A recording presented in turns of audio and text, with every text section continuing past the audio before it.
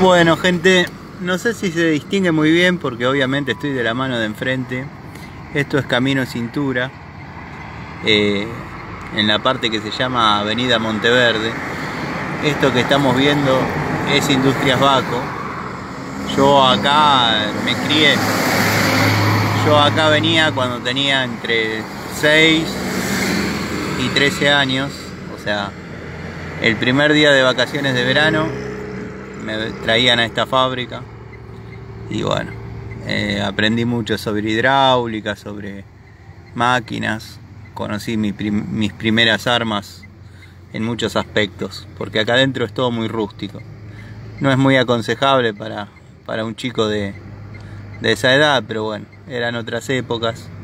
El primer día de vacaciones de verano y el primer día de vacaciones de invierno, hasta el último día de vacaciones de verano y hasta el último día de vacaciones de invierno, venía a Industrias Baco y siempre me asignaban una tarea que generalmente era traer fierros. Después, cuando empecé a ser más grande, ya me dejaban desarmar los camiones para ponerle la toma de fuerza y después armar el equipo hidráulico.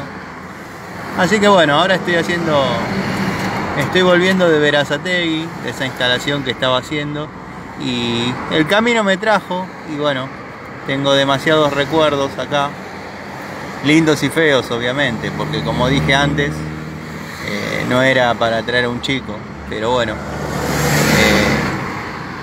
qué sé yo. Conocí mucho sobre camiones, sobre Mercedes 1215, 1933, Scania, Scania 113, habían empezado a salir los Ford 700, creo que eran el Ford 7000 pero más nuevo. Y nada, bueno, acá había un barrio que se llama Corimayo, que también había un taller que hacía cajas volcadoras. Yo ya cuando era más grandecito y acá no daban abasto, le daban el trabajo a Corimayo. Yo llevaba las cajas en el camión de la fábrica. Es acá unas cuadras. Pero como dije, antes era todo muy rústico y bueno, qué sé yo. Un chico podía manejar un camión.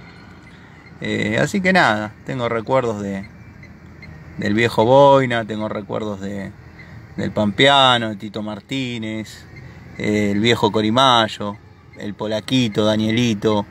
El dueño de esta fábrica se llamaba, ya no creo que viva, tenía 90 años en aquella época, se llamaba Nelson Bacola. El hijo Daniel y bueno, los nietos Nelsito y Matías.